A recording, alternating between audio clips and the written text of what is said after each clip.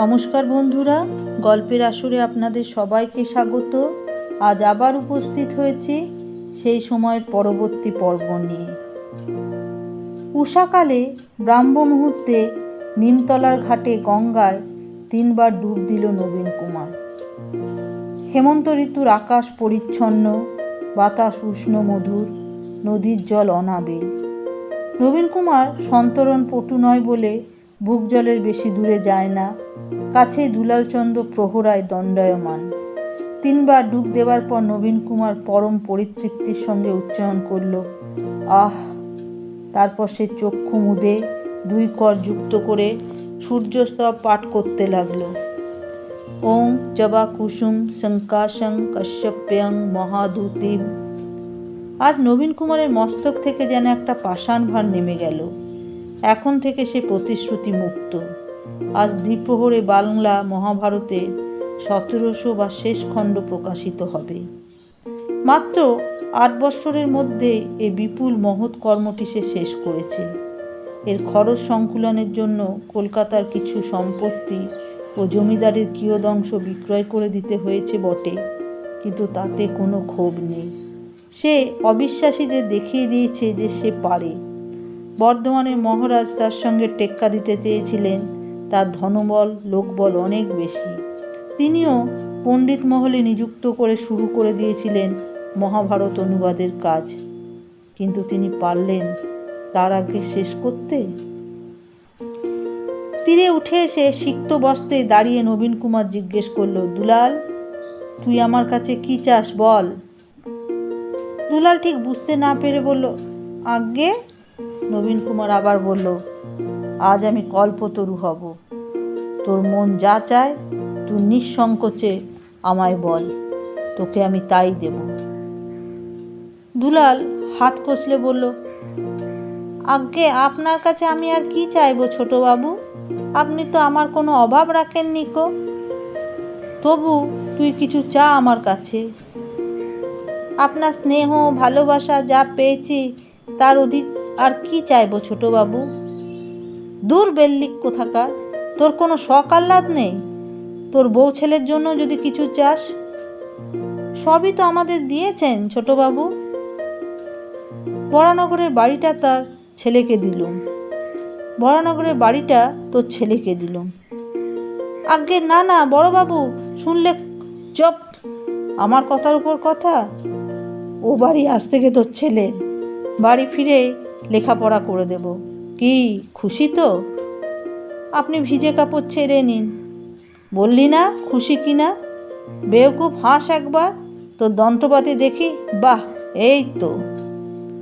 পোশাক পরিবর্তনের জন্য ব্যস্ত না হয়ে নবীন কুমার সেইভাবেই একটুক্ষণ চেয়ে রইল নদীর দিকে। এদিকটায় কলের জাহাজ আসে না। এত ভোরেও খেয়া নৌকার যাত্রী পরাপর চলছে। জেলে ডিঙি থেকে কেউ একজন গান গাইছে। অস্ফুষ্ট স্বরে নবীন কুমার বলল, এ পৃথিবীটা বড় সুন্দর, তাই না রে দুলাল? আজ্ঞে। এ নদীর মতন কালো স্রোত বয়ে চলেছে, তার মধ্যে আমরা সবাই এক একজন যাত্রী। আজ্ঞে। কোথা থেকে এসেছি, কোথায় যাব কেউ জানে না। তবু যতটুকু দেখে যাওয়া যায় বড় মধুর, বড় আশ্চর্য না রে? আজ্ঞে। শুধু সঙ্গের মতন ঘাড় নেড়ে নেড়ে আজ্ঞে আজ্ঞে করে যাচ্ছিস কেন? তোর কিছু নিজের কথা নেই? এ জীবনটা তোর ভালো লাগে না? আজ্ঞে হ্যাঁ, ভালো লাগে। মাছ ভাজা ভালো লাগে? আজ্ঞে। আর ঘোড়ার ডিম? তাও ভালো লাগে না? অপদার্থ কোথাকার। সবই একরকম ভালো লাগে, কোনো বোধই নেই। একটা কথা বলবো ছোটবাবু? এতক্ষণ কি শুনতে চাইছি? হ্যাঁ, অনেক দিন পর যে আপনি খুব হাসি খুশি হয়েছেন, এইটা আমার সবচাইতে ভালো লাগছে। বটে? শ্মশানের ধার থেকে তুই ওই কাঙালিগুলানকে ডাক, ওদের সবাইকে 10টা করে টাকা দেব। দুলালচন্দ্র হাঁক দিতেই গন্ডায় গন্ডায় কাঙালি ছুটে এসে চিলুবিলু করতে লাগলো। জুরি গাড়ি থেকে টাকার থলি এলে নবীন কুমার দুলালের দিকে এগিয়ে দিয়ে বলল, দে, ওদের টাকা দিয়ে দে, একজনও যেন না ফেরে। দুলাল বলল, আপনি নিজের হাতে দিন ছোটবাবু, নিজের হাতে না দিলে দানের পুণ্যি হয় না। নবীন কুমার অবজ্ঞার সঙ্গে বলল, দূর গরু কোথাকার, আমি কি পুণ্যের জন্য দান করছি? পরকালের জন্য পুণ্য জমাবার কোনো দরকার নেই কো আমার। আমি ওদের দিতে চাই, দিতে আমার ভালো লাগে বলে। দুলাল যতক্ষণ টাকা বিলি করতে ব্যস্ত রইল, ততক্ষণ নবীন কুমার মুগ্ধভাবে চেয়ে থাকলো গঙ্গার দিকে। হঠাৎ একসময় তার মনে পড়ল নিজের জননীর কথা। এই গঙ্গা নদী তো আসছে হিমালয় থেকে। হরিদ্বার ক্ষেত্রে এই নদী সমতলে নেমেছে। সেই হরিদ্বারে এই নদীর তীরেই রয়েছেন তার মা বিম্ববতী। কতদিন সে মাকে দেখেনি।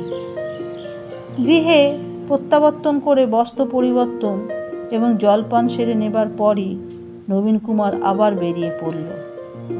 বাদুরবাগানে বিদ্যাসাগর মহাশয়ের বাড়িতে শেষ খণ্ডের এক কপি সে নিজে পৌঁছে দেবে। আজ অপরাহ্নে মহাভারত সমাপ্তি উপলক্ষে এক বিশেষ সভা হবে, কিন্তু বিদ্যাসাগর সেখানে আসতে পারবেন না। বগি গাড়ি ওল্টাবার সেই দুর্ঘটনায় তিনি বিশেষভাবে আহত, তার মেরুদণ্ডে আঘাত লেগেছে। বাদুরবাগানে উপস্থিত হয়ে নবীন কুমার শুনল বিদ্যাসাগর প্রবল জ্বরে আচ্ছন্ন হয়ে আছেন। তার সঙ্গে কথা বলা এখন চিকিৎসকদের নিষেধ, তাই নবীন কুমার চাইল একবার শুধু দর্শন করতে।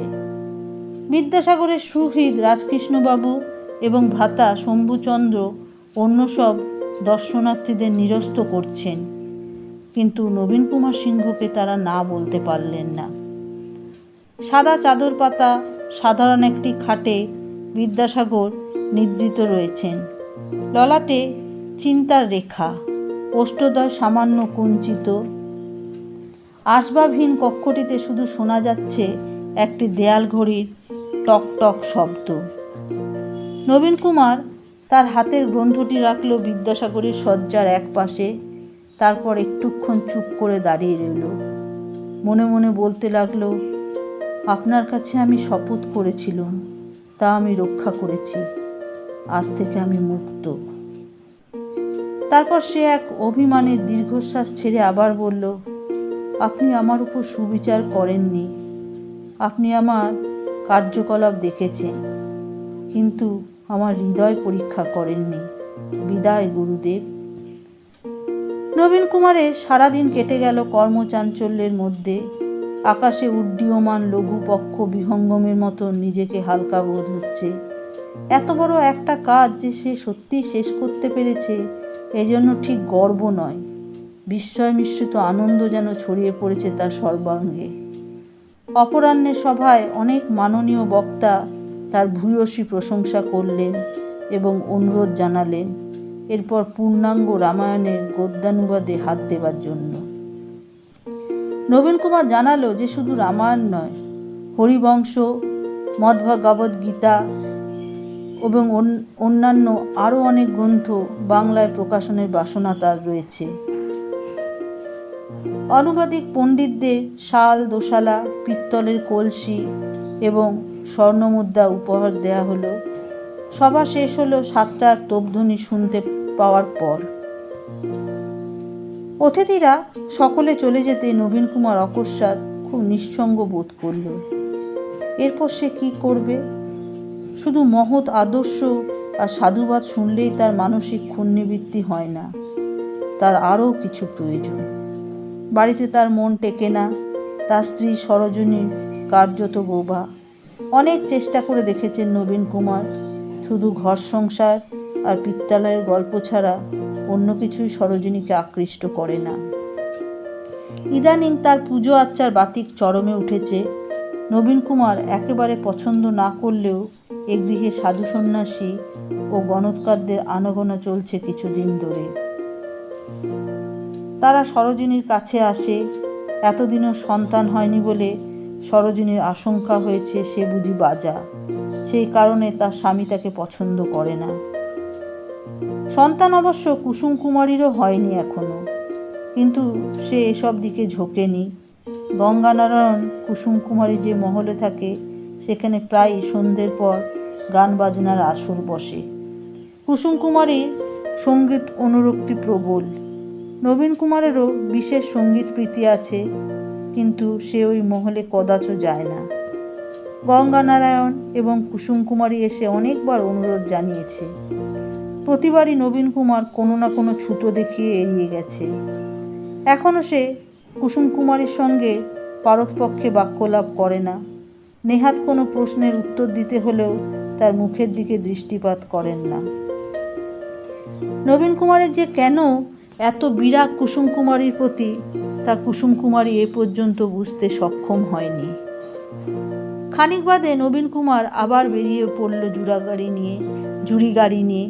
কোথায় যাবে সে বিষয়ে আগের থেকে মনস্থির করেনি, তাই কিছুক্ষণ এদিক ওদিক ঘোরাঘুরি করে উপস্থিত হলো ফৌজদারি বালাখানার সন্নিকটে চন্দ্রনাথ ওঝার বাড়িতে। দ্বার খুলে দিল চন্দ্রনাথের সহকারী কাল্লু শেখ ওরফে সুলতান, এবং জানালো যে চন্দ্রনাথ গৃহে নেই। তবু অফিস ঘরের মধ্যে প্রবেশ করে নবীন কুমার বললেন, কোথায় গেছেন তোর বাবু? সুলতান বলল, বাবু রোদে গিয়েছেন। বুঝতে না পেরে নবীন কুমার বলল, রোদে মানে? সুলতান বলল, আজ্ঞে ইয়েস স্যার, বাবু রোদে গিয়েছেন। রাতের বেলা দূর না থাকলেও আমার বাবু একবার করে রোদে যান। নবীন কুমার বলল, ও রোদে গেছেন? তোর বাবু রোজ রাতে রোদে যান? তিনি কি সেপাই নাকি? আমার বাবু সেপাই দেখলে ভয় পান না, সাহেব পুলিশ দেখলেও ভয় পান না। ঠিক আছে, তোর বাবু ফিরবেন তো, আমি একটু বসছি। বসেন না ষাঁড়, বসেন। সিগারেট খাবেন? আমার বাবু সিগারেট খান। না, আমি সিগারেট পান তামাক কিছুই চাই না। কদিন আগে দেখলুম তোর মাথায় চুল নেই, বুড়ো নেই, আর সব হঠাৎ গজিয়ে গেল কি করে? এটা পর চুল, বাবু পড়ায় দিয়েছেন, আর কালি দিয়ে ভুরু আঁকে দিয়েছেন। বাবু আমারে বলেন, ন্যাড়ামুন্ডি থাকলে সুলতান হওয়া যায় না। মৃদু মৃদু হাস্যে নবীন কুমার সুলতানের কথাবার্তা উপভোগ করতে লাগলো। কয়েক মাস ধরে চন্দ্রনাথের সঙ্গে তার এক অদ্ভুত সম্পর্ক স্থাপিত হয়েছে। এই ষণ্ডমার্ক স্বভাবের লোকটির প্রতি নবীন কুমার বেশ আকর্ষণ বোধ করে। এই ওঝা কোনো সাধারণ চিকিৎসক নয়, এ আক্রমণ করতে চায় সামাজিক ব্যাধিগুলিকে। এসব বিষয়ে নবীন কুমারও খুব কৌতুক পায়, তাই সে চায় চন্দ্রনাথের সঙ্গে হাত মিলিয়ে চলতে। কিন্তু চন্দ্রনাথ কিছুতেই নবীন কুমারের সংস্রবে থাকতে চায় না। নবীন কুমার নিমন্ত্রণ জানালে সে যায় না। নবীন কুমার সাক্ষাৎ করতে এলেও সে বিরক্ত হয়। ধনিক শ্রেণীর প্রতি যেন তার এক তীব্র ঘৃণাবোধ আছে। তবু নবীন কুমার আসে। বিপরীত ধরনের মানুষের প্রতি যেন তার কৌতূহল বেশি। মো সাহেব, খোসামুদে বা আজ্ঞে হুজুরের দলকে সে দু চক্ষে দেখতে পারে না। চন্দ্রনাথ তার মুখের উপর ভর্ৎসনা করে, তাতে সে বেশি মজা পায়। একমাত্র চন্দ্রনাথই নবীন কুমারের মহাভারত অনুবাদের গৌরব নিয়ে তুচ্ছ তাচ্ছিল্য করেছে। সে একদিন বলেছিল, ভারী একটা কাজ, আপনার জমিদারির গরিব প্রজাদের টাকায় আপনি মচ্ছব করছেন, কিছু হাফ এডুকেটেড লোকের মধ্যে ওই বই বিলি করছেন বিনে পয়সায়। যারা গায়ের রক্ত জল করে জমিতে ধান ফলায় তাদের কি উপকারটা হচ্ছে এতে? নবীন কুমার একথা শুনে ক্রুদ্ধ হয় না, হাসতে হাসতে বলে, আমি ধনী বংশে জন্মেছি সেটা আমার অপরাধ? কর্ণের মতন আমিও বলতে পারি, দৈবত্যং কুলে জন্ম। তবে ধনীর দুলালের স্বভাব অনুযায়ী কাজ করুন। আমার কাছে আসেন কেন? একদিকে মদ মেয়ে মানুষে টাকা ওড়ান, আবার একটা মন্দির বানিয়ে দিয়ে সুনাম কিনুন। এদানি আবার মন্দির বানাবার বদলে স্কুল খোলার ফেসিয়ান হয়েছে। আমি মন্দিরও বানাইনি, স্কুলও খুলিনি। বড় ভুল হয়ে গেছে তো। তা ভাই, তোমার ভূত তাড়ানোর কারবারটি আমার বড় পছন্দ। ভূত আপনার মাথার মধ্যেও রয়েছে বটে বটে, সেটা কেমন দ্বারা ভূত বলে তুমি ভাবো? যত টাকা খরচা লাগবে আমি দেব। মিস্টার সিংহা, যারা কথায় কথায় টাকার গরম দেখায় আই হেট দেম। কিন্তু এটাই তো তোমার পেশা, তাই না? আমার কেসটা তুমি টেক আপ করো। তুমি যখন বললেই যে আমার মাথার মধ্যে ভূত আছে। আমি দুঃখিত, মাই হ্যান্ড ইজ ফুল। এখন আমি আর কোনো কেস নিতে পারবো না। শহরে ভূতপ্রেত আর বুজরুক যোগী সন্ন্যাসীর ধুমধারাক্কা লেগেই আছে। খবর পেলেই নবীন কুমার সেখানে যায়। সে জানে চন্দ্রনাথ তার সাগরেদকে নিয়ে সেখানে আসবেই। প্রতিবারই বিভিন্ন প্রকার কৌশলে চন্দ্রনাথ জুয়াচুরি ফাঁস করে দেয়। এজন্য কয়েকবার তাকে রীতিমতন বিপদেও পড়তে হয়েছে। বিরুদ্ধপক্ষীয়রা আক্রমণ করতে ধেয়ে এসেছে চন্দ্রনাথকে। মুসলমান পাড়ায় এক বাড়িতে এরকম হাঙ্গামার সময় এক সাধুর ক্ষিপ্ত চেলারা চন্দ্রনাথকে মারার জন্য ধেয়ে আসে। তখন নবীন কুমারই দুলালের সাহায্যকে রক্ষা করে নিজের জুড়ি গাড়িতে তুলে নেয়। সেজন্য অবশ্য কোনো কৃতজ্ঞতা বোধ নেই চন্দ্রনাথের। কোনো রকম সৌজন্য বা ধন্যবাদ বাক্য না বলে সে একটু পরে গাড়ি থেকে নেমে গিয়েছিল। চিতপুরের রাস্তায় চন্দ্রনাথের বাড়ির প্রায় বিপরীত দিকে আরেকটি গৃহের সামনে প্রতিদিন বহু মানুষ সমাগম হয়। একদিন কৌতূহলী হয়ে সেখানে গিয়েছিল নবীন কুমার। সে গৃহের একখানি কামরা ভাড়া নিয়ে বাস করেন একজন মধ্যবয়স্ক ব্যক্তি। তিনি সাধারণ গরিব গুরব লোকদের চিকিৎসা করেন এবং ওষুধ দেন, সবই বিনামূল্যে। ভদ্রলোকের নাম প্রাণগোপাল বিষয়ী, কিন্তু তার মনে বিন্দুমাত্র বিষয় বুদ্ধি নেই। নবীন কুমার ওর সঙ্গে কথা বলে জানল যে প্রাণগোপালবাবু রীতিমতন মেডিকেল কলেজে পাশ করা ডাক্তার। লখনৌতে সরকারি হাসপাতালে কর্ম করতেন। কিছুকাল আগে পত্নী বিয়োগ হওয়ায় তিনি এক প্রকার গৃহী সন্ন্যাসী হয়েছেন। তার যাবতীয় সঞ্চয় তিনি ব্যয় করছেন দরিদ্র মানুষদের সেবায়। মাত্র 1 ঘন্টা আলাপ করবার পরই নবীন কুমার জিজ্ঞেস করল, আপনার এই বাড়িটির মালিক কে? তিনি কোথায় থাকেন? আমি এই বাড়িটি কিনতে চাই। এই বাড়িতে আপনি একটা দাতব্য চিকিৎসালয় খুলুন। আমি প্রতি মাসে 10,000 টাকা দেব। নবীন কুমারের যেই কথা সেই কাজ, এবং সবই অতি দ্রুত। কয়েকদিনের মধ্যে সেই গৃহ ক্রয় করে সেখানে স্থাপিত হলো দাতব্য চিকিৎসালয়, এবং প্রাথমিক যন্ত্রপাতির জন্য নবীন কুমার আরও অতিরিক্ত 10 সহস্র মুদ্রা ব্যয় করল। তারপর একদিন সে চন্দ্রনাথের কাছে এসে বলেছিল, ওহে ব্রাদার, মন্দির স্থাপন করিনি, স্কুলও খুলিনি, দাতব্য চিকিৎসালয় বসেছি। এটা তোমার পছন্দ? এবার তুমি খুশি? চন্দ্রনাথের মুখখানা রক্তবর্ণ ধারণ করেছিল। সে গম্ভীর কণ্ঠে বলেছিল, এও আপনার বড় মানুষের দেমাকি। আমার বাড়ির উল্টো দিকেই কি এটা করতে হবে? আপনি নিজের নাম জাহির করবেন, তা দুবেলা দেখতে হবে আমায়? নবীন কুমার হাসতে হাসতে বলেছিল, সাইনবোর্ডের দিকে তাকিয়ে দেখো, লেখা আছে সাধারণ দাতব্য চিকিৎসালয়। আমার নাম কোথাও নেই। তোমায় দেখছি খুশি করা বড় শক্ত। আমাদের জন্য টাকা ওড়ালে তোমার আপত্তি, আর গরিবের জন্য ব্যয় করলেও তোমার আপত্তি। আর সুলতানের সঙ্গে বেশ কিছুক্ষণ গল্প করার পরও চন্দ্রনাথ ফিরল না দেখে নবীন কুমার ভাবল, আর অপেক্ষা করে কোনো লাভ নেই। সে উঠে দাঁড়াতে বাইরের দ্বারের সামনে একটি কেরাঞ্চি গাড়ি এসে থামল। তার থেকে অবতরণ করল চন্দ্রনাথ। কয়েক পা অগ্রসর হয়ে সে একবার টলে পড়ে যেতে যেতে দেয়াল ধরে সামলে নিল নিজেকে। নবীন কুমার রীতিমতো বিস্মিত। সে আগে কখনো চন্দ্রনাথকে সুরাপান করে মাতাল হতে দেখেনি। শুধু তাই নয়, কেরাঞ্চি গাড়ি থেকে চন্দ্রনাথের পশ্চাতে নেমেছে এক অবগুণ্ঠিত যুবতী। সুলতান লণ্ঠন নিয়ে তার প্রভুর দিকে ছুটে যেতে সেই আলোকে নবীন কুমার দেখল চন্দ্রনাথের সমস্ত পোশাক রক্তাক্ত। তার একটি চক্ষু সমেত কপাল জুড়ে গভীর ক্ষত। চন্দ্রনাথ যে বেশ বড় একরকম মারদাঙ্গায় জড়িয়ে পড়েছিল তাতে কোনো সন্দেহ নেই, কারণ তার মতন তেজস্বী ও বলশালী মানুষটিরও কক্ষের মধ্যে প্রবেশ করে সোজা হয়ে দাঁড়াতে পারল না। একটি চেয়ারে বসে পড়ে ক্লিষ্ট কণ্ঠে সে বলল, সুলতান, একটু গরম জল করে নিয়ে আয় জলদি। চন্দ্রনাথের কোট ছিন্ন ভিন্ন, কোনো ধারালো অস্ত্রের একাধিক ঘা খেয়েছে সে, তার শরীর থেকে ফোঁটা ফোঁটা রক্ত পড়ছে মাটিতে। নবীন কুমার রক্তাক্ত দৃশ্য সহ্য করতে পারে না।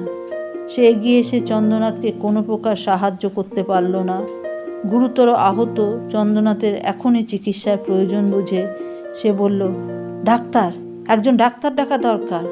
আমাদের হাসপাতাল থেকে ডাক্তারবাবুকে বরং ডেকে আনুক সুলতান। অবনত মস্তকে দুহাত চেপে ধরে চন্দ্রনাথ বলল, না, তার কোনো দরকার নেই, আমি নিজেই নিজের ব্যবস্থা করতে পারবো। নবীন কুমার বলল, তোমার এমন অবস্থা হলো কি করে? চন্দ্রনাথ কোনো উত্তর দিল না। নবীন কুমার বলল, কাছেই যখন ডাক্তার রয়েছেন, আচ্ছা আমি নিজেই ডেকে আনছি। চন্দ্রনাথ ধমকের সুরে বললেন, বলছে যে আমার দরকার নেই। অবগুণ্ঠিতা রমণীটি দ্বারের বাইরে এক পাশে বেঁকে আড়ষ্টভাবে দণ্ডায়মান। তরুণীটি বেশ দীর্ঘাঙ্গী, পরনে একটি নীল রঙের সিল্কের বসন, শরীরে যৌবন একেবারে পরিপূর্ণ। তার দিকে তাকিয়ে বিরক্ত বোধ করল নবীন কুমার। নিশ্চিত আরেকটি কুলোটা নারী। শহর কলকাতা এমন গৃহত্যাগিনী স্ত্রীলোকে ভরে গেছে। স্বেচ্ছায় হোক, অনিচ্ছায় হোক বা সামাজিক তাড়নাতেই হোক, এসব রমণীরা একবার পথে নামবার পর ক্রমশ তারা সেই পথকে পিচ্ছিল করে। সুবলা পর্বের পর এই সমস্ত রমণীদের সম্পর্কে নবীন কুমারের মনে একটা দারুণ বিরাগ জন্মে গেছে। গোয়ার চন্দ্রনাথ যদি চিকিৎসক ডাকতে না দেয়, তাহলে এ স্থানে এখন আর নবীন কুমারের করণীয় কিছু নেই। তবু প্রস্থানের জন্য উদ্যত হয়েও নবীন কুমার চলে যেতে পারছে না। চন্দ্রনাথের অভিযান কাহিনীটি শোনার জন্য তার দারুণ কৌতূহল। চন্দ্রনাথ একবার মুখ তুলে রমণীটিকে উদ্দেশ করে বলল, আপনি ভেতরে এসে বসুন। সুলতান, বাইরের দোর বন্ধ করে দে। রমণীটি এবার কুক তুলে কান্না শুরু করে দিল। চন্দ্রনাথ মাথার ক্ষতস্থানটি এক হাতে চেপে ধরে উঠে দাঁড়ালো। একটি চোখ তার বন্ধ হয়ে গেছে, অন্য চক্ষুটিতে নিদারুণ ক্রোধ। কর্কশ্বরে সে বলল, রাস্তায় দাঁড়িয়ে কাঁদাকাটি করে আপনি পাড়াপড়শির ভিড় জমাতে চান? ভেতরে এসে যত খুশি কাঁদুন। স্ত্রীলোকটি বলল, আমার এখন গঙ্গায় ঝাঁপ দিয়ে মরাই ভালো, আমাকে ছেড়ে দিন। মরতে চান? মরবেন, তার জন্য এত ব্যস্ততার কি আছে? আমার কপালে আগুন লেগেছে, আপনি কেন শুধুমুধু নিজের হাত পোড়াবেন? সে চিন্তা আপনাকে করতে হবে না। সুলতান এর মধ্যে একটা ছোট গামলা ভর্তি গরম জল, তুলো আর খানিকটা সাদা কাপড় নিয়ে এসেছে। আগে বাইরের দরজাটা বন্ধ করে দে। দরজা বন্ধ করে এসে সুলতান অতি দক্ষ হাতে গরম জলে তুলো ভিজিয়ে চন্দ্রনাথের ক্ষতস্থান পরিষ্কার করে দিতে লাগলো। চন্দ্রনাথ বলল, আস্তে, সাবধানে, দেখ বোধ হয় একটা কাজ ফুটে আছে। নবীন কুমার সেদিক থেকে মুখ ফিরিয়ে নিয়েছে। স্ত্রীলোকটির দিকেও সে সোজাসুজি তাকাতে পারছে না। সে এখনো স্ত্রীলোকটির মুখ দেখতে পায়নি। স্ত্রীলোকটির মুখ দেয়ালের দিকে। নবীন কুমার বেশ অস্বস্তিজনক অবস্থায় দাঁড়িয়ে রইল। সুলতান বলল, ওরে বাস রে, কেটে একেবারে ফাঁক হয়ে গিয়েছে। কোন দুশ্মন বোতল দিয়ে মেরেছে? এত বড় একটা কাজ। চন্দ্রনাথ মুখ দিয়ে কোনো যন্ত্রণার শব্দ করছে না। সে বলল, তুই হাত দিয়ে তুলতে পারবি না, একটা সন্না নিয়ে আয়, আমার শোবার ঘরের দেরাজে আছে, দেখ। নবীন কুমার জিজ্ঞেস করল, কে তোমায় এমন মারল চন্দ্রনাথ? এবারও চন্দ্রনাথ নীরব। আর এখানে থাকার কোনো প্রশ্নই ওঠে না। নবীন কুমার কক্ষ থেকে বেরিয়ে যাবার উপক্রম হতেই চন্দ্রনাথ মুখ তুলে বলল, আপনাকে একটা রিকোয়েস্ট জানাতে পারি? নবীন কুমার থমকে গিয়ে বলল, কি? এই রমণীকে আপনি আজ রাতের মতন কোনো জায়গায় আশ্রয় দিতে পারেন? আমি ওকে আশ্রয় দেব? আমি কোথায় আশ্রয় দেব? বাহ, ওনার of dozens and dozens of buildings in Kolkata. তিনি জিজ্ঞেস করছেন কোথায়? চন্দ্রনাথের তীব্র ব্যঙ্গোক্তিতে নবীন কুমার অপ্রস্তুত হয়ে গেল। তার মুখমণ্ডল রক্তবর্ণ ধারণ করল। তৎক্ষণাৎ কোনো উত্তর না দিয়ে সে চুপ করে রইল একটুক্ষণ। তারপর ঈষৎ হাস্যের সঙ্গে সে বলল, হ্যাঁ, বাড়ি আমার অনেকগুলো আছে বটে, তা বলে এই মাঝরাতে একজন অজ্ঞাত কুলশীল স্ত্রীলোককে নিয়ে গিয়ে তুলব? তাই বা কেমন কথা? অজ্ঞাত কুলশীল নিরাশ্রয় বলেই ঠাঁই দেবার প্রশ্ন ওঠে। যারা ভদ্রস্থ বাড়িঘর আছে, সে আপনার কাছে রাতের বেলা এমন সাহায্য চাইবে কেন? এই রমণীটিকে কোথায় একে পেলে? সেসব কথা পরে জানলে চলে না? আপনি এক্ষুনি যা বললেন ধরে নিন তাই। অজ্ঞাত কুলশীল। তুমি একে এনেছ? তোমার বাড়িতেই রাখছো না কেন? This is a bachelor's abode. এখানে কোনো স্ত্রীলোকের থাকা সমীচীন হয় না। সেই কারণে আপনার উপরে দায়িত্ব দিতে চাই।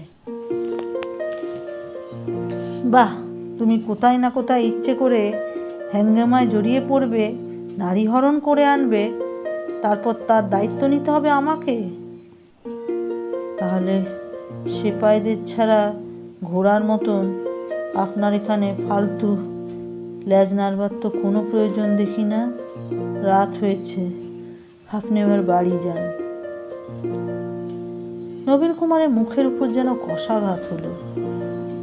তার কথার মধ্যে সবসময় একটা কৌতুকের সুর থাকে। চন্দ্রনাথ তার কাছে এই রমণীটিকে আশ্রয় দেবার ব্যাপারে সাহায্য চেয়েছে। এটা এমন কি আর কঠিন ব্যাপার? দুলালকে হুমকি দিলে সে যে কোনো উপায়ে একটা ব্যবস্থা করবে।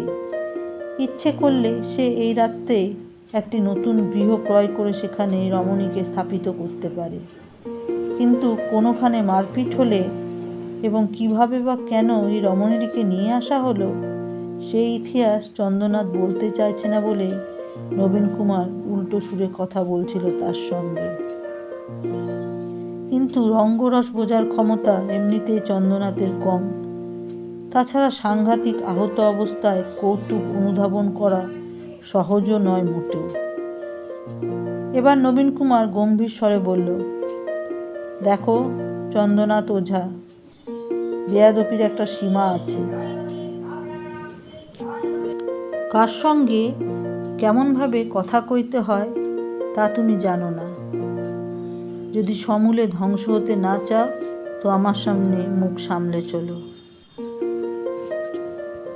চন্দ্রনাথ এবার একটু নরম করে বলল, আদব কায়দা শেখবার তো সুযোগ পাইনি, তাই মানি লোকের মান কিভাবে রাখতে হয় তা তো জানি না। আপনার মতন মানি লোক যেখানে সঠিক মান পাবেন সেখানেই আপনার যাতায়াত করা উচিত। আমার মতন একটা চাড়ালের বাড়িতে। পরক্ষণে সে চেঁচিয়ে উঠল, আহ আহ, মেরে ফেলবি, আস্তে ওরে আস্তে। ইতিমধ্যে সুলতান ওপর থেকে সন্না নিয়ে এসে চন্দ্রনাথের মাথা থেকে কাচের একটা বড় টুকরো তোলার চেষ্টা করছিল। ভুল করে একটা খোঁচা লাগিয়ে দিয়েছে। চন্দ্রনাথের মস্তক থেকে আবার রক্তপাত হচ্ছে। স্ত্রীলোকটি কান্না থামিয়ে দেয়ালের দিকে মুখ ফিরিয়েছিল এতক্ষণ। চন্দ্রনাথের আর্তস্বর শুনে সে আর স্থির থাকতে পারল না। এগিয়ে এসে সুলতানের পাশে দাঁড়িয়ে সে লজ্জা শঙ্কা মিশ্রিত কম্পিত স্বরে বলল, আমি চেষ্টা করব। স্ত্রীলোকটির মুখ থেকে অবগুণ্ঠন সরে গেছে। সমুদ্রের প্রবল জলোচ্ছ্বাসের মতো একটা ঝাপটা লাগলো নবীন কুমারের শরীরে। এই রমণীটি কে? এই নবীন কুমারের সম্পূর্ণ অচেনা, অথচ বিষম চেনা বলে মনে হচ্ছে। রমণীটি প্রায় ৫৫ বর্ষীয়া, অত্যুজ্জ্বল গৌর গাত্রবর্ণ, আয়ত চক্ষু, মাথায় ভ্রমর কৃষ্ণ একরাশ চুল। কিন্তু তার মুখমণ্ডলে রূপের উগ্রতা নেই। তার দৃষ্টি থেকে ওষ্ঠের ভঙ্গিমা পর্যন্ত কোমল, কমনীয়, স্নিগ্ধ, যেন নবীন কুমারের জননী বিম্ববতীর মুখখানা হুবহু বসানো। নবীন কুমারের বক্ষ স্পন্দন অতি দ্রুত হয়ে গেল। আজ প্রাতেই সে বহুদিন পর তার জননীর কথা স্মরণ করেছিল। আজ রাতেই সে এরকম রূপ দেখল। মানুষে মানুষে এমন মিল সম্ভব? সময় ও স্থানের দূরত্বে বিম্ববতী আজ সুদূরবাসিনী। তবু কোন মন্ত্র বলে যেন তিনি এখানে যৌবনবতী হয়ে উপস্থিত। তবে কি এ বিম্ববতীর কোনো সহোদরা? কিন্তু নবীন কুমার যতদূর জানে, তার মাতৃকুলে কেউ আর জীবিত নেই। যুবতীটি কুশলী হস্তে সন্না দিয়ে চন্দ্রনাথের মাথা থেকে কাচের একটা বড় টুকরো তুলে আনলো। তারপর সুলতানকে জিজ্ঞেস করল, বাড়িতে গাঁদা ফুলের গাছ নেই? সুলতান তৎক্ষণাৎ কক্ষ থেকে নিষ্ক্রান্ত হয়ে প্রায় চক্ষের নিমেষেই হনুমানের বিশল্যকরণী আনয়নের ভঙ্গিতে একরাশ গাঁদা ফুলের গাছ নিয়ে এলো দুই বগলে। কোনো প্রতিবেশীর বাগান থেকে সেগুলি সে সমূলে উপড়ে এনেছে। যুবতীটি অনেকগুলো পাতা একসঙ্গে নিয়ে থেতো করে সেই রসের প্রলেপ দিতে লাগলো চন্দ্রনাথের ক্ষতস্থানে। চন্দ্রনাথ এখন চেয়ারে হেলান নিয়ে স্থির হয়ে বসে আছে। অনেক রক্তক্ষরণে তার মুখখানি পাণ্ডুর বর্ণ। চক্ষু বুজে ফেলেছে সে। সুলতান তার ছিন্ন ভিন্ন কোট খুলে নিতে দেখা গেল তার ঘাড়ে ও বুকেও তরোয়ালের মতো কোনো ধারালো অস্ত্রের দাগ। যুবতীটি অশ্রুসিক্ত কণ্ঠে বলে উঠল, কেন আপনি নিজের জীবনটা এমন ভাবে? কেন আপনি আমার জন্য? সাদা কাপড় দিয়ে মাথার ক্ষতটি ভালোভাবে বেঁধে দিয়ে যুবতীটি অন্যান্য ক্ষত ধুলো দিয়ে পরিষ্কার করতে করতে বলল, কোনো ওষুধ বিশুধ না লাগলে? আমি তো কিছুই জানি না গো। নবীন কুমার নির্বাক হয়ে সবকিছু দেখে যাচ্ছিল। এবার যুবতীটির সঙ্গে চোখাচোখি হতে সে জিজ্ঞেস করল, তুমি মানে আপনি কে? যুবতীটি চক্ষু নত করে উত্তর দিল, আমি এক হতভাগিনী। চন্দ্রনাথ অকস্মাৎ উঠে দাঁড়িয়ে বলল, সুলতান, আমার হাতটা ধর। আমি একবার ঘরে গিয়ে শুয়ে পড়ব, আর বসে থাকতে পারছি না। নবীন কুমার বলল, চন্দ্রনাথ, তাহলে একে আমি নিয়ে যাব? তোমার কোনো চিন্তা নেই, উনি ভালো জায়গায় থাকবেন। আপনি আসুন আমার সঙ্গে। যুবতীটি যেন অত্যন্ত ভয়ার্ত হয়ে চন্দ্রনাথের হাত চেপে ধরে বলল, না না, আমি আর কোথাও যাব না।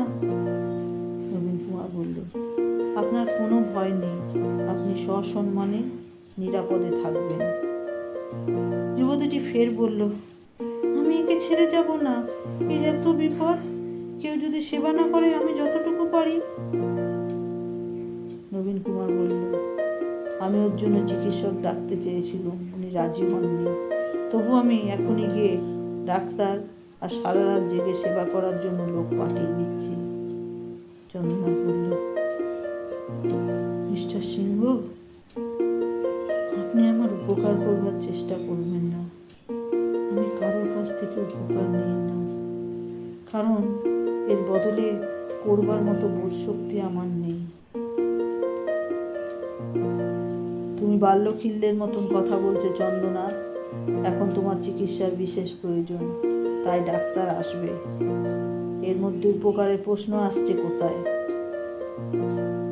অনেক মার খাবার অভিজ্ঞতা আমার আছে, এতে আমার কিছু হবে না। আমি আবার বেঁচে উঠব ঠিকই।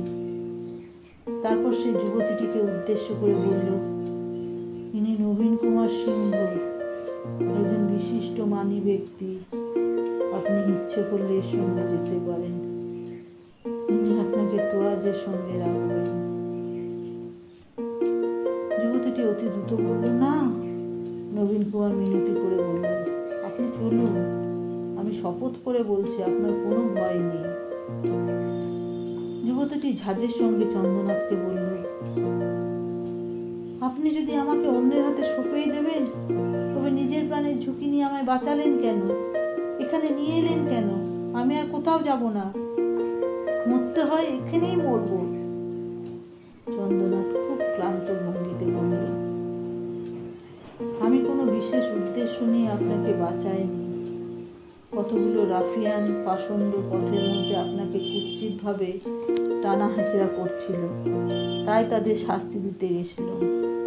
তারপর আপনি আমার সঙ্গে এলেন। মিস্টার সিংহ প্রথমে আপনাকে আশ্রয় দিতে চাননি, তারপর বোধ হয় আপনার মুখ দেখে আপনাকে পছন্দ হয়েছে। নবীন কুমার বলল, ছি। চন্দ্রনাথ বলল, তুমি একজন মস্ত বড় মানুষ আর আমি একটা চালাক। তা জেনেও যদি আপনি এখানে থাকতে চান তাহলে থাকুন, সুলতান আপনার ব্যবস্থা করে দেবে। নবীন কুমার বাইরের দিকে দ্বার খুলে উত্তেজিতভাবে ডাকল, দুলাল, দুলাল। চন্দ্রনাথের কণ্ঠস্বর ঘুমে জড়িয়ে এসছে। সে বলল, তা বলে যেন একে জোর করে নিয়ে যাবেন না। আমি স্ত্রীলোকদের উপর জোর জবরদস্তি খাটানো একদম সহ্য করতে পারি না। অপেক্ষমান জুড়ি গাড়ি থেকে দুলাল তৎক্ষণাৎ এসে উপস্থিত হতেই নবীন কুমার ব্যগ্রভাবে অঙ্গুলি নির্দেশ করে জিজ্ঞেস করল, দেখ তো দুলাল, একে চিনতে পারিস? দুলাল একটুক্ষণ নিরীক্ষণ করে বিমূঢ়ভাবে বলল, আগে না তো, একে দেখে কারো কথা মনে পড়ছে না তো। দুলালও অতি বাল্যকাল থেকে বিম্ববতীকে দেখেছে, সুতরাং নবীন কুমার আশা করেছিল দুলালও যুবতীটিকে দেখা মাত্রই তার মতন চমকিত হবে। কিন্তু দুলালের মুখে কোনো রেখাই ফুটল না। সে আমতা আমতা করে বলল, আগে না ছোটবাবু। নবীন কুমার অস্থিরভাবে হতাশ নিঃশ্বাস ফেলল। তারপর যুবতীটির দিকে দু এক পা এগিয়ে এসে অত্যন্ত আন্তরিক কাতরতার সঙ্গে বলল, আপনি চলুন আমার সঙ্গে। এরপর আপনি যা চান, আপনি যেখানে খুশি যেতে চান, আপনাকে সম্মানের জীবন ফিরিয়ে দেবো আমি। যুবতীটি পুনরায় বলল, না, আমি একে ছেড়ে যাব না। চন্দ্রনাথ বলল, আমার ঘুম পাচ্ছে, আমার ভীষণ ঘুম পাচ্ছে মিস্টার সিংহ, তাহলে আপনি বাড়ি যান। নবীন কুমার এদিক ওদিক মুখ ফেরালো। একটা কোনো ভারী বস্তু পেলে সে হয়তো কাণ্ড জ্ঞান শূন্য হয়ে তক্ষণি দাঁড়িয়ে চন্দ্রনাথের মাথায় আঘাত হানত। অতি কষ্টে সে নিজেকে সামলে নিল। দুলাল চন্দ্র কোনোদিন তার প্রভুকে এই অবস্থায় দেখেনি। সে ভয়ে ভয়ে বলল, ছোটবাবু, বাড়ি যাবেন না? চল। যুবতীটির দিকে শেষবারের মতো তৃষ্ণার্ত দৃষ্টিপাত করে নবীন কুমার নির্গত হয়ে গেল সেই কক্ষ থেকে। তারপর চন্দ্রনাথের বাড়ির দ্বার থেকে তার জুড়ি গাড়ি পর্যন্ত যেন বহু দূরের পথ এইভাবে হেঁটে গেল সে। ভেতরে উঠে বসবার পর বিভ্রান্ত দুলাল মুখ বাড়িয়ে প্রশ্ন করল, ছোটবাবু, ওই মেয়ে ছেলেটি কে? অমনি নবীন কুমার তার গালে প্রচন্ড জোরে এক চপেটে ঘাত করে বলে উঠল, চুপ কর, গাড়ি চালাতে বল। আর সকালে নবীন কুমার দুলালের সন্তানকে একটা বাড়ি দান করেছে, সুতরাং একটা চপেটাঘাত তো তার বিনিময়ে অতি সামান্য। জুতো মেরে গরু দানের সঙ্গে তুলনায় চলে না। জুড়ি গাড়ির মধ্যে ব্র্যান্ডির বোতল মজুদ থাকে। সেই বোতলের ছিপি খুলে নবীন কুমার ঢক ঢক করে গলায় ঢালতে লাগলো। একটু পরে সে কাঁদতে লাগলো খুব খুব শব্দে। তার বুকের মধ্যে যে শিশুটি লুক্কায়িত আছে, সেই শিশুটি যেন অভিমানে কাঁদে। এ এমনই অভিমান যা কিসের বা কার প্রতি কিংবা কি জন্য তা বোঝা যায় না। গৃহে প্রত্যাগমন করে নবীন কুমার স্নান আহার কিছুই করল না। তার কোনো কিছুতেই যেন রুচি নেই। তার মুখখানিতে নৈরাশ্যের কালিমা মাখানো। আজই অপরাহ্নে সে মহাভারতের অনুবাদক হিসাবে কত বিজ্ঞ মানী ব্যক্তিদের কাছ থেকে সাধুবাদ পেয়েছে, তার নামে সবাই ধন্য ধন্য করেছে। আর এখন এই মধ্যরাত্রে সে যেন একজন নিঃস্ব পরম দুঃখী মানুষ। নিজের পৃথক কক্ষে শুয়েও তার ছটফটানি কমল না। একটু পরে সে উঠে পড়ে অন্য একটি দ্বারে করাঘাত করে ডাকল, সরোজ, সরোজ। সরোজিনী শশব্যস্ত হয়ে শয্যা ছেড়ে উঠে পড়ল। ঘুম জড়িত চক্ষে সে একেবারে বিস্মিত বিহ্বল। তার বিদ্বান বিখ্যাত স্বামী তার প্রতি আর মনোযোগ দেন না। কতদিন পর যে সে এই গভীর রাতে আবেগের সঙ্গে ডাক দিয়েছে। দ্বার খুলে সরোজিনী বলল, আসুন, ভেতরে আসুন। অল্প নেশাচ্ছন্ন এবং অতিশয় ব্যাকুল কণ্ঠে নবীন কুমার বলল, সরোজ, আমার কিছুই ভালো লাগছে না। আমার একদম কোনো কিছু ভালো লাগছে না। আমি কি করি বলো তো? এবার সরোজিনীর চক্ষে দেখা দিল ত্রাস। আবার কি সেরকম রোগ ধরল তার স্বামীকে? সে বলল, আপনার শরীর খারাপ লাগছে? মাথা ব্যথা করছে? কবিরাজ মশাই, ডাক্তার দুলালকে ডাকবো? না না, আমার সেরকম কিছু হয়নি। আমার শরীর ভালো আছে, কিন্তু আমার মনটাকে কে যেন খিঁচে ধরেছে। আমাকে কে যেন বেড়াল ছানার মতন টুটি টিপে দুলিয়ে নিয়ে চলেছে। ওমা, কি সর্বনাশ! আপনি সিরাপ খাবেন? সিরাপ খেলে যদি মন ভালো হয়, আপনার ঘর থেকে বোতল এনে দেব? না না, ওসব চাই না। মাথা টিপে দেব, পা টিপে দেব? সরোজ, তুমি আমার মনটা সুস্থির করে দিতে পারো? আমার সারা গায়ে যেন হাজার হাজার কাঁটা ফুটছে। সরোজিনী যতখানি সাধ্য তার বেশি সে আর করবে কি? অনেক দিন পর স্বামী যে তার শয্যায় এসে বসেছে, এতেই সে ধন্য। নবীন কুমার পত্নীর স্কন্ধে হাত রেখে চঞ্চল নেত্রে দেখতে লাগলো এদিক ওদিক। আসঙ্গ লিপ্সার উষ্ণতা তার স্পর্শে নেই, বরং তার ওষ্ঠের ভঙ্গিমায় গভীর কষ্ট লেখা আছে। সরোজিনী অতি যত্নে স্বামীর পদসেবা করতে লাগলো। একটু পরে নবীন কুমার ধপ করে বালিশে মাথা দিয়ে শুয়ে তন্দ্রাচ্ছন্ন হলো। গভীর নিদ্রায় তলিয়ে যাবার ঠিক আগে সে ভাবল, যত সত্য সম্ভব সে হরিদ্বারের দিকে যাত্রা করবে। সে তার জননীকে কতদিন দেখেনি। বন্ধুরা, আজ এই অবধি। পরবর্তী পর্ব নিয়ে খুব শীঘ্রই উপস্থিত হব। যদি আপনাদের ভালো লেগে থাকে তাহলে দয়া করে লাইক ও শেয়ার করবেন, আর যারা নতুন তারা সাবস্ক্রাইব করবেন। ধন্যবাদ।